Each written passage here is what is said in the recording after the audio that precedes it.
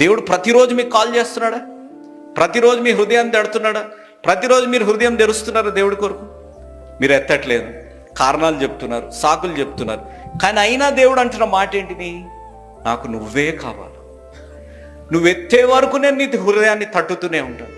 Till you answer my call, till you answer my call I will be calling you.